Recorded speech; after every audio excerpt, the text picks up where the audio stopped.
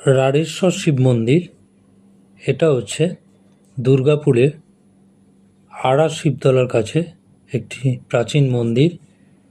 এখানে শোনা যায় নাকি রাজা বল্লাল সেন যখন এক কঠিন ব্যাধিতে আক্রান্ত হয়েছিলেন, তখন দেবাদিদেব মহাদেব তাকে স্বপ্নাদেশ দিয়েছিলেন এই মন্দির নির্মাণ করার জন্য।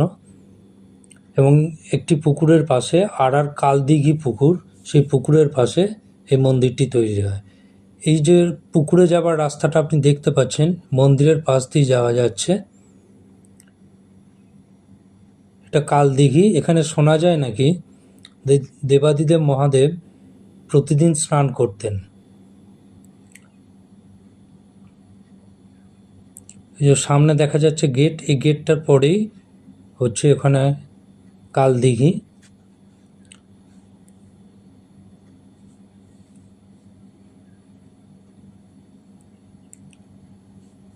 ইতিহাস বলছে যে 800 বছর আগে গড় জঙ্গলে আধিপত্য বিস্তার করেছিলেন রাজা বল্লাল সেন। দুর্গাপুরের কাঁকসার, মলানদিঘি, বনকাটি সহ আশপাশের বেশ কয়েকটি অঞ্চলের মাঝে গড় জঙ্গলে অজয়ের পাড়ে আধিপত্য বিস্তার শুরু করেছিলেন।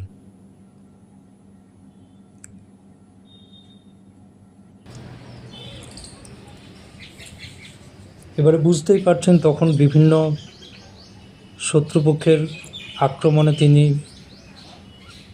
যুদ্ধে ব্যস্ত হয়ে পড়েছিলেন এবং সেই সময় তিনি এক কঠিন দুরারোগ্য ব্যাধিতে আক্রান্ত হয়েছিলেন।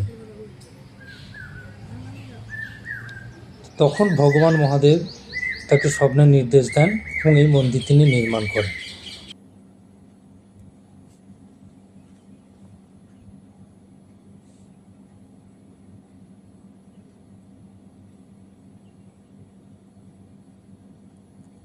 প্রতি বছর শিবরাত্রির সময় এখানে অনেক ভক্তরা আসেন, তাদের শ্রদ্ধার্ঘ্য নিবেদন করেন, শিবের মাথায় জল দান করেন।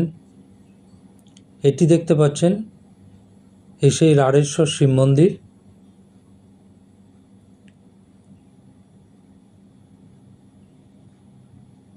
মন্দিরের ভিতরে